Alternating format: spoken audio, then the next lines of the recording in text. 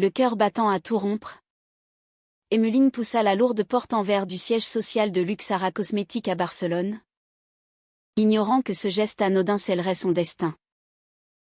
Soudain, un cri perçant retentit dans le hall désert. « Arrêtez! Vous n'avez pas le droit d'être ici », hurla une voix féminine autoritaire, appartenant à Léa Moreau, la CEO impitoyable qui régnait sur l'empire des parfums et des crèmes de luxe. Emmeline se figea, les yeux écarquillés, réalisant qu'elle venait d'entrer par effraction dans le monde impitoyable des secrets industriels. Tout cela pour une simple erreur de clé. Emmeline Dupont avait toujours rêvé de la France. De ces rues pavées de Paris où l'air embaumait le croissant frais et le café noir. Mais le destin l'avait menée à Barcelone. Cette ville bouillonnante d'Espagne où le soleil caressait les façades modernistes de Gaudí et où la mer Méditerranée murmurait des promesses d'aventure. À 28 ans, elle était arrivée ici il y a 2 ans, fuyant un passé parisien marqué par une rupture amoureuse dévastatrice. Son ex, une artiste capricieuse nommée Sophie, l'avait laissé le cœur en miettes après une trahison flagrante avec un galeriste. Emmeline s'était juré de ne plus jamais laisser l'amour la vulnérabiliser. Elle avait trouvé refuge dans le travail, acceptant un poste d'assistante administrative chez Luxara, une filiale espagnole d'une maison de cosmétiques française de renom. C'était la seule femme dans une équipe dominée par des hommes en costumes impeccables, obsédés par les chiffres et les campagnes marketing agressives. Luxara n'était pas une entreprise ordinaire. Fondée par des visionnaires français expatriés, elle mêlait l'élégance parisienne à la passion espagnole, produisant des lignes de produits inspirés des senteurs méditerranéennes, lavande provençale infusée d'orange valencienne, ou des crèmes aux extraits de roses andalouses. Mais derrière les flacons étincelants se cachait une jungle corporative où les ambitions se heurtaient comme des vagues sur les rochers de la Costa Brava. Emmeline, avec son accent français doux et son efficacité discrète, naviguait dans ce monde avec prudence, évitant les intrigues de bureau. Elle organisait les réunions, gérait les agendas, et parfois, tard le soir, elle se perdait dans les échantillons de parfums, imaginant des histoires derrière chaque fragrance. C'est lors d'une soirée de lancement produit que tout bascula. Luxara célébrait sa nouvelle gamme éclat méditerranéen dans un hôtel luxueux surplombant la Sagrada Familia. Emmeline avait été invitée par pure formalité, mais elle s'y rendit, vêtue d'une robe simple en soie noire qui soulignait sa silhouette fine. La salle bruissait de conversations en espagnol et français, de rires forcés et de verres tintants. Léa Moreau, la CEO, trônait au centre, une femme de 35 ans au charisme magnétique. Originaire de Lyon, elle avait gravi les échelons avec une détermination féroce, transformant Luxara en leader du marché ibérique. Ses cheveux blonds coupés courts encadraient un visage aux traits ciselés, et ses yeux bleus perçaient les âmes comme des lames.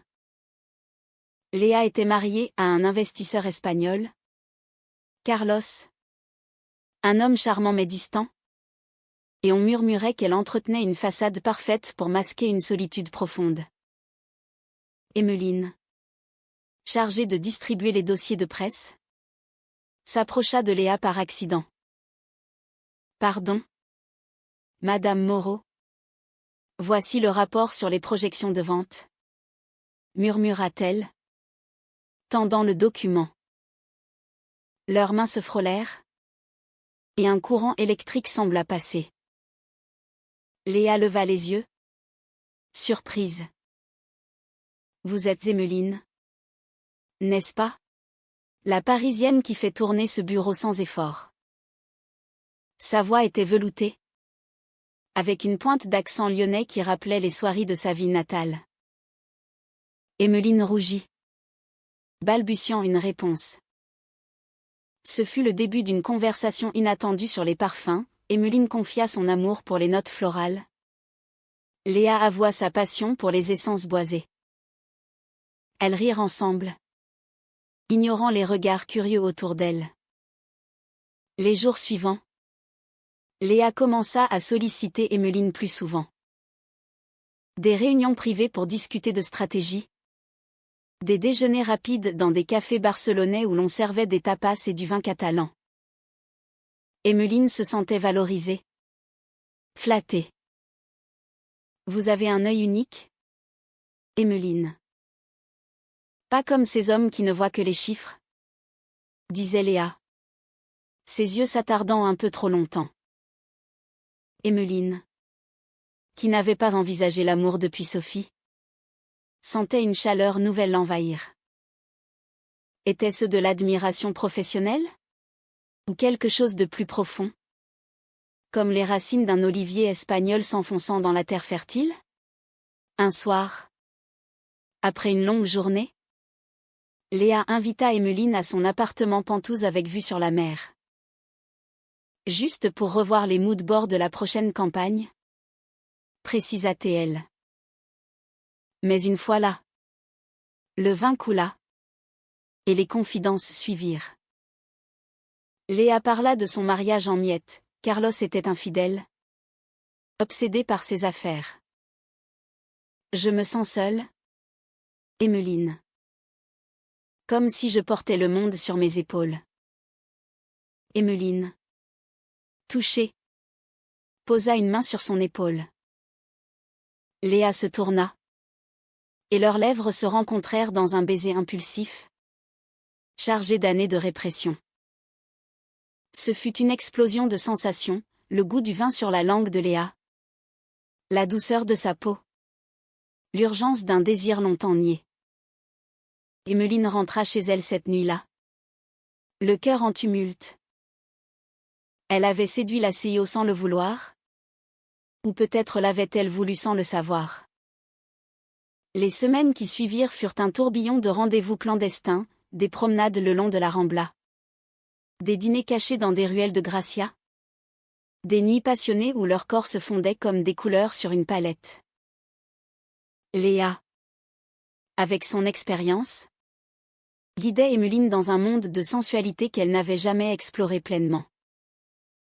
Tu es ma muse, ma lumière dans cette ville enflammée, murmurait Léa, traçant des lignes sur la peau d'Emmeline avec ses doigts. Mais les ombres planaient. Au bureau, les rumeurs commençaient à circuler. Javier, un collègue ambitieux, avait vu Emmeline quitter l'appartement de Léa un matin. Il ourdissait un plan pour utiliser cette information à son avantage, rêvant de prendre la place de Léa. Emmeline, quant à elle, luttait avec ses doutes. Était-ce de l'amour vrai? Ou une échappatoire pour Léa? Et Carlos? Léa jurait qu'elle le quitterait bientôt. Mais les promesses semblaient s'évaporer comme la brume matinale sur la mer. Le soleil de midi dardait ses rayons sur les toits terracotta de Barcelone. Mais dans le bureau de Léa, l'atmosphère était glaciale. Emmeline entra, un dossier à la main, feignant la normalité. Léa, nous devons parler? Dit-elle d'une voix tremblante, sentant le poids des secrets accumulés comme des nuages d'orage. Léa, derrière son bureau en acajou, leva un regard fatigué. Pas maintenant, chérie. Carlos est en ville, et Javier rôde comme un vautour. Mais Emmeline insista, révélant ses peurs, la peur de n'être qu'une passade, la peur de perdre son emploi, la peur de revivre une trahison. Léa se leva, contournant le bureau pour la prendre dans ses bras. Tu es tout pour moi, Emmeline. Je vais divorcer. Donne-moi du temps. Leur étreinte fut interrompue par un coup à la porte. Javier entra sans frapper. Un sourire narquois aux lèvres. Madame Moreau. Un appel urgent de Paris. Et. Oh. Pardon pour l'interruption. Ses yeux glissèrent sur elle. Suspicieux. Ce fut le début des ennuis. Javier, un Espagnol natif de Madrid, avait gravi les échelons chez Luxara grâce à son flair pour les intrigues. Jaloux de l'ascension rapide d'Emeline, il avait engagé un détective privé pour suivre Léa. Les photos qu'il obtint des baisers volés dans un parc, des mains enlacées sous une table de restaurant étaient des armes puissantes. Bientôt, les tensions montèrent. Lors d'une réunion du conseil, Javier lâcha une bombe: il y a des irrégularités dans les rapports d'Emeline. Et des rumeurs sur des relations inappropriées qui pourraient nuire à l'image de Luxara. Léa, furieuse, le défendit. Mais le doute s'insinua. Emeline se sentit trahie. Pourquoi Léa n'avait-elle pas tout avoué? Cette nuit-là, dans l'appartement de Léa, une dispute éclata. Tu me caches à tout le monde. Comme si j'étais une honte, cria Emeline. Les larmes aux yeux. Léa, les poings serrés, répliqua: c'est pour nous protéger. Carlos est puissant. Il pourrait nous détruire. Elles firent l'amour avec une intensité désespérée, comme si chaque caresse pouvait effacer les blessures. Mais la trahison vint de l'intérieur. Carlos, alerté par Javier, confronta Léa. Je sais pour ta petite assistante française. Tu crois que je suis aveugle? Hurla-t-il lors d'un dîner tendu. Léa, prise au piège, nia d'abord, puis avoua partiellement. Pour sauver son mariage ou plutôt, pour préserver les investissements de Carlos dans Luxara, elle promit de mettre fin à l'affaire. Emeline, qui avait surpris la conversation en attendant dans une pièce adjacente, sentit son monde s'effondrer. Elle s'enfuit dans les rues de Barcelone, sous une pluie battante, ses larmes se mêlant aux gouttes froides. Le lendemain, au bureau, Léa lévita. Emeline, le cœur brisé, rédigea sa démission. Mais avant de partir, elle confronta Léa dans son bureau. Tu m'as utilisé, Léa, comme un parfum éphémère que l'on jette une fois évaporé. Léa, les yeux rougis, murmura: non. Je t'aime. Mais je dois choisir. Luxara est ma vie. C'était une trahison pure. Un poignard dans le dos. Emeline quitta l'entreprise, errant dans les quartiers gothiques de la ville, où les ombres des cathédrales semblaient refléter sa douleur intérieure. Des mois passèrent. Emeline trouva un emploi modeste dans une petite boutique de cosmétiques bio à Sitges, une ville côtière près de Barcelone. Elle y vendait des produits artisanaux, inspirés des herbes locales, et tentait de reconstruire sa vie. Les nuits étaient hantées par des souvenirs de Léa, son rire, son toucher, son parfum signature qui mélangeait vanille et santal. Emeline explorait sa sexualité plus profondément, réalisant que son attirance pour les femmes était une partie essentielle d'elle-même. Une fleur éclose sous le soleil espagnol. Un jour, un colis arriva à la boutique, un flacon de parfum personnalisé, avec une note: pour ma muse éternelle. Pardonne-moi. Elle. Emeline le renvoya. Mais le geste raviva la flamme. Elle apprit par des amis communs que Léa avait divorcé de Carlos. Et que Javier avait été licencié pour chantage. Luxara traversait une crise. Mais Léa luttait pour la sauver. Emeline, partagée entre rancœur et amour, décida d'écrire une lettre: tu m'as brisé, mais tu m'as aussi révélé à moi-même. Peut-être un jour. Le Haut-Trao approchait. Lors d'un salon cosmétique à Madrid, Emmeline fut invitée comme experte indépendante. Elle y croisa Léa, qui présentait une nouvelle ligne inspirée d'eux. Leurs souvenirs. Éclat intime. Des parfums évoquant la passion cachée. Leurs regards se croisèrent à travers la foule. Et le temps s'arrêta. Léa s'approcha. La voix brisée, Emmeline. Je t'ai perdue par peur. Mais sans toi, tout est vide. Emmeline. Les yeux brillants. Répondit, prouve-le. La salle de conférence du salon de Madrid bruissait comme une ruche, avec des stands étincelants de flacons multicolores et des effluves enivrants flottant dans l'air. Emmeline. Debout derrière son modeste stand de cosmétiques bio, sentait son pouce accélérer en voyant Léa s'approcher. Emmeline. Pouvons-nous parler? Loin de tout ça? Demanda Léa. Sa voix un mélange de supplication et d'autorité résiduelle. Elles se réfugièrent dans un jardin adjacent, où des fontaines murmuraient sous le ciel espagnol azur. Là, Léa confessa tout, la peur de perdre son empire, la pression sociétale, la trahison qu'elle regrettait amèrement. J'ai choisi la sécurité. Mais j'ai perdu l'essentiel, toi.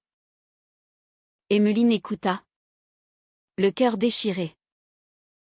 Elle raconta ses mois de solitude. Comment elle avait guéri en créant ses propres produits. Inspirée par les paysages catalans et ses racines françaises. Tu m'as fait découvrir l'amour vrai, Léa. Mais aussi la douleur de la trahison. Comment te faire confiance à nouveau? Léa tomba à genoux, un geste dramatique. Inattendu pour cette femme d'affaires implacable. Laisse-moi te prouver. Quitte Luxara avec moi. Commencions quelque chose de nouveau. Ensemble. C'était un moment de vulnérabilité pure, où les masques corporatifs tombaient comme des feuilles d'automne. Mais le destin n'était pas si simple. Ravière, évincé mais rancunier, avait infiltré le salon. Il avait contacté la presse, répandant des rumeurs sur une liaison scandaleuse qui menaçait la réputation de Luxara. Les journalistes affluaient. Micro tendu. Emmeline et Léa se retrouvèrent piégées dans une tempête médiatique. Madame Moreau, est-il vrai que vous avez favorisé une employée pour des raisons personnelles? Criait un reporter. Léa, paniquée, saisit la main d'Emmeline. Oui. C'est vrai. J'aime cette femme. Et je suis prête à tout perdre pour elle. Ce fut le haut trahau, Léa abandonna publiquement son poste de CEO, déclarant dans une conférence de presse improvisée qu'elle choisissait l'amour sur le pouvoir. Les actions de Luxara chutèrent, mais Léa s'en moquait. Emmeline, stupéfaite, la soutint sur scène, leurs mains enlacées devenant un symbole de courage. La foule murmura. Certains applaudirent, d'autres huèrent. C'était un mélange de cassé-achetine et d'émotion, comme une tragédie racinienne transposée dans le monde moderne. Les conséquences furent immédiates. Luxara fut racheté par un concurrent, et Léa perdit sa fortune. Elles se réfugièrent dans une petite villa à la Costa Brava, loin du tumulte. Là, elles reconstruisirent leur vie. Emmeline développa une ligne de cosmétiques éthiques, inspirée par leur histoire, tandis que Léa, libérée de ses chaînes, apprit à vivre simplement. Leur journée était rythmée par des promenades sur la plage, des dîners aux chandelles avec des fruits de mer frais, et des nuits d'amour passionnées où elles se redécouvraient. Pourtant, les cicatrices persistaient. Emmeline doutait parfois, et si tu regrettes? Léa répondait par des actes, elle apprit à cuisiner des plats français pour Emmeline, comme la ratatouille ou le coq au vin, rappelant leurs origines. Elle voyageait en France, visitant Lyon et Paris, où Emmeline confronta son passé avec Sophie. Tu es mon présent et mon avenir, affirmait Léa, scellant leurs promesses par des baisers sous la tour Eiffel. La romance s'approfondit en une connexion profonde, humaine. Elle discutait des inégalités dans le monde corporatif, de la pression sur les femmes LGBTQ+ à se conformer. Léa fonda une association pour soutenir les entrepreneuses lesbiennes, transformant sa chute en renaissance. Emmeline, de son côté, écrivit un journal intime qui devint un best-seller anonyme. Parfum d'amour interdit. Capturant l'essence de leur histoire avec une sensibilité poétique française. Un an plus tard, lors d'une soirée sous les étoiles espagnoles, Léa posa un genou à terre. Emmeline Dupont. Veux-tu m'épouser? Pas pour le monde, mais pour nous. Emmeline, les larmes aux yeux, accepta. Leur mariage fut intime.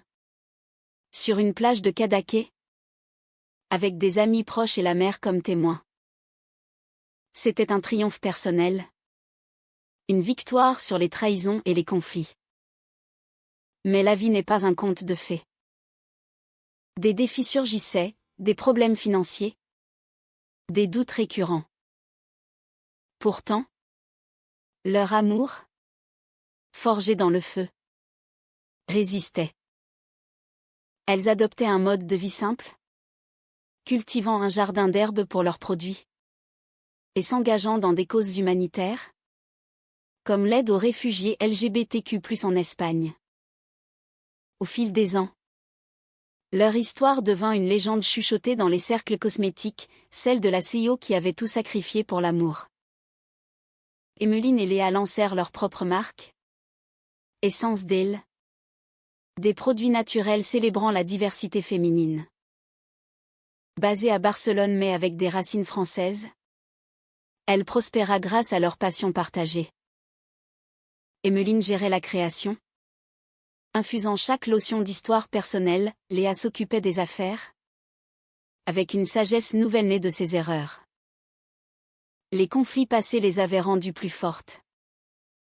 Ravière, rongée par le remords, leur envoya une lettre d'excuse des années plus tard, admettant sa jalousie.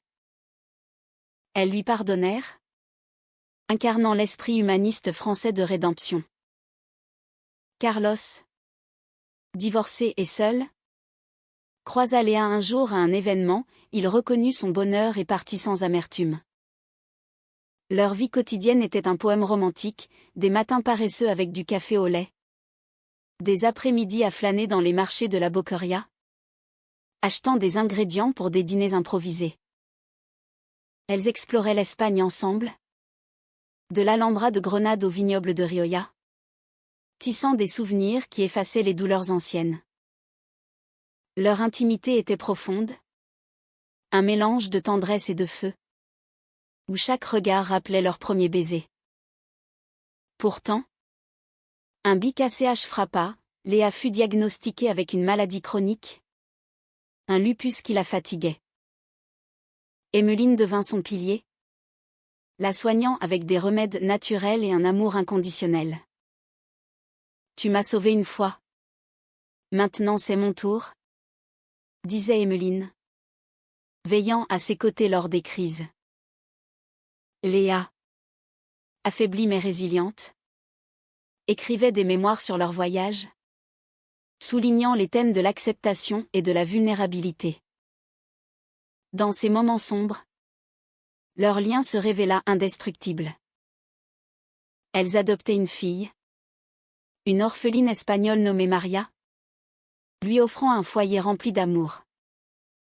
Maria grandit entourée de deux mères aimantes, apprenant le français et l'espagnol, et devenant une artiste qui capturait leur histoire en peinture vibrante. À la fin de leur vie. Assises sur un balcon surplombant la mer, Emmeline et Léa se remémoraient tout. Je n'aurais pas changé une seconde. Même les trahisons. Car elles nous ont menés ici. Murmura Léa. Sa main dans celle d'Emmeline. Emmeline sourit, notre amour est comme un parfum, il s'intensifie avec le temps. Elles s'éteignirent paisiblement, laissant un legs de courage et d'humanité. Leur histoire, personnifiant l'esprit français de liberté et d'émotion dans un cadre espagnol passionné, inspira des générations. Elle rappelait que l'amour, malgré les conflits et les trahisons, pouvait triompher avec empathie et résilience. Une fin personnellement heureuse, mais universellement humaniste, où le cœur l'emportait sur le monde matériel.